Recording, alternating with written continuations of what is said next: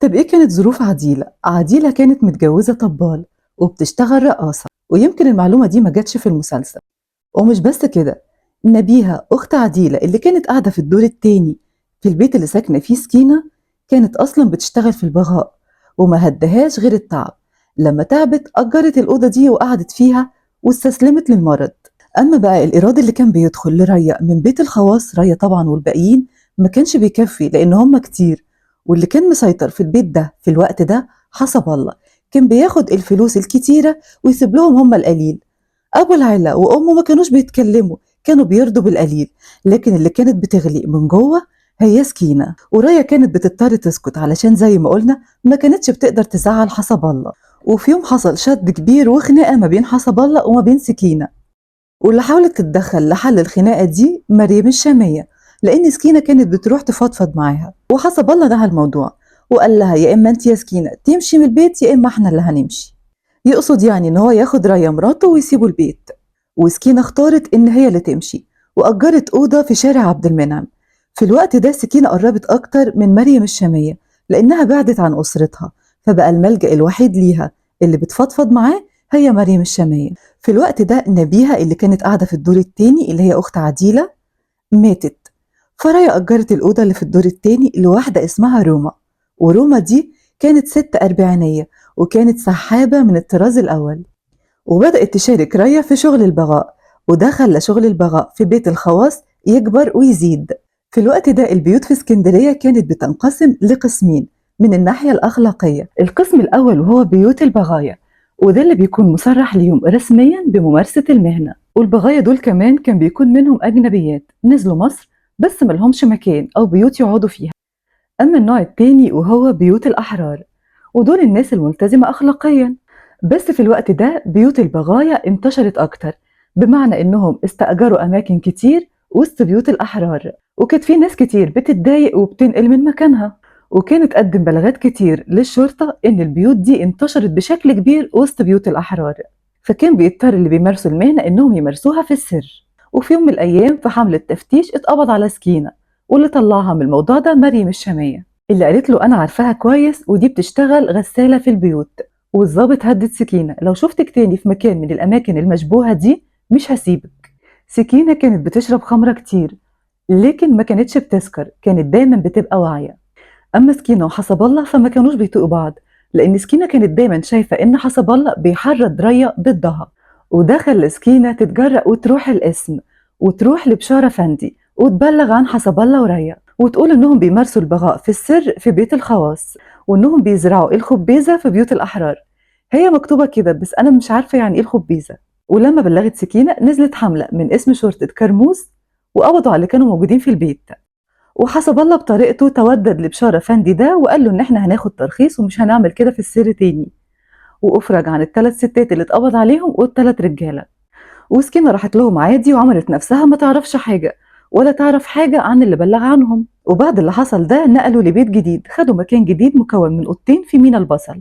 حسب الله ورايا قاعدين في أوضة وسكينة قاعدة في أوضة، واشتغلوا في البغاء في السر في البيت ده، لكن كانوا حريصين جدا إن الموضوع يبقى في تكتم تام علشان ما يلفتوش نظر الشرطة أو الجيران اللي حواليهم. في الوقت ده اللي فضل معاهم من البنات بنت اسمها أمينة، كانت بنت غلبانة عايشة معاهم بلقمتها، وكانت برضه بتمارس البغاء مقابل إنهم يأكلوها ويشربوها. سكينة كانت دايما حاسة إن موقفها ضعيف، ما معهاش راجل، وحسب الله مفتري ومستقوي عليها لأنها ما معهاش راجل، فكان بياخد النصيب الأكبر من الفلوس بحجة إن الفلوس ليه هو وريا. وأحمد رجب كان على طول بعيد لأنه بينزل أجازات بعيدة جدا. مين بقى اسمه هيظهر في الوقت ده؟ محمد عبد العال. في الوقت ده محمد عبد العال بدأ يقرب كتير من حسب الله. وقتها كان محمد عبد العال شغال في شركة المكابس المصرية. محمد عبد العال لما شاف سكينة وقع في حبها. وهنا بيوصفه الكاتب إنه شاب أسمر اللون متوسط القامة مستدير الوجه أسود العينين قوي العضلات حليق اللحية ذو شارب خفيف يرتدي كأمثاله جلبابا ومعطفا. في الوقت ده كان سنة 1917 وكان ساعتها عنده 22 سنة. محمد عبد العال كان من أسيوط، ولما نزل اسكندرية نزل مع أخوه الصغير محمود، وكانوا الاتنين بيشتغلوا عربجية وكانوا بيحوشوا فلوس علشان يبنوا بيت. محمد عبد العال كان بيحب أمه وإخواته، لكن برضه هو انجذب للأضواء بتاعة اسكندرية، كان عايز يكمل حياته في اسكندرية، بس في نفس الوقت كان بيسأل على أخوه ومامته. كانوا عايشين في بيت ريفي بسيط، وأخوه محمود اتجوز في البيت ده، وكان عبد العال من وقت للتاني بيبعت لهم فلوس. وهنا الكاتب بيقول إن سكينة كان بينها وبين عبد العال 10 سنين، يعني معنى كده إنها في الوقت ده كان عندها 32 سنة. وبقى محمد عبد العال بيتردد على بيت سكينة وما بقاش قادر يبعد عنها. ولاحظ حسب الله إن علاقة سكينة مع عبد العال غير أي حد تاني، لأن هي اللي بتصرف عليه. وبدأ كمان الجيران يلاحظوا دخول عبد العال وخروجه من البيت، ومعروف إن سكينة متجوزة وجوزها مسافر، وبدأوا يلقحوا كلام على حسب الله في الرايحة والجاية. وده خلى سكينة وعبد العال يسيبوا البيت ده ويروحوا مكان تاني محدش يعرفهم فيه، وعاشوا في المكان ده في باب سدرة على إنهم متجوزين. ودلوقتي هيبدأ يذكر اسم عرابي حسان، وبيوصفه الكاتب إنه شاب قصير القامة، أسود الشعر، عسلي العينين، قمحي اللون. وفي الوقت ده سنة 1917 كان عرابي عنده 25 سنة. طب عرابي كان منين؟ كان من محافظة أسيوط، من قرية أبانوب الحمام، ونزل زي غيره من الشباب اسكندرية علشان يدور على شغل. شهرته كانت عرابي الصوامعي، وكان بيتميز بأنه هو قوي فتوة، وكان بيتباهى دايما بكده، وكان بيقول على نفسه إن أنا لما أرفع عصايتي بقفل الشارع كله. وبمناسبة ذكر عرابي حسان، فالكاتب هنا بيقول لنا إن خلال سنوات الحرب العالمية الأولى كانت معظم الأحياء الوطنية في المدن المصرية الرئيسية، وخصوصا القاهرة واسكندرية، كان ساعتها الأحياء دي بتخضع للسلطة العرفية. إيه هي السلطة العرفية؟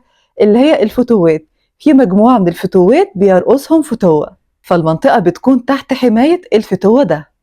وبيقول مثلا إن في القاهرة في باب اللوق كانت بتنقسم لقسمين، قسم الفتوة عبده الجياشي ومرجان السقا. أما في منطقة النصرية فكانت بين الفتوة أبو طاجن والفتوة حسن الأسود. وبيقول إن كان في أسامي فتوات كبيرة، لكن الأسامي دي مع الوقت انتهت. طيب زي مين؟ زي حسن جاموس فتوة الحنفي، إبراهيم عطية فتوة الحسينية، وعفيفي القرد فتوة بولاق، ومحمود الفلكي فتوة باب الخلق، ومحمود الحكيم فتوة الكحكيين.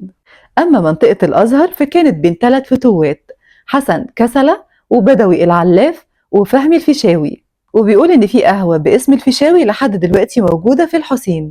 وكان نادر جدا لما يكون بين الفتوات دول ست، بس كان فيه زي مثلا عزيزة الفحلة فتوة المغربلين، وده كان بيطلق عليها الفحلة، كان لقبها يعني لأنها كانت ست قوية بدنها قوي.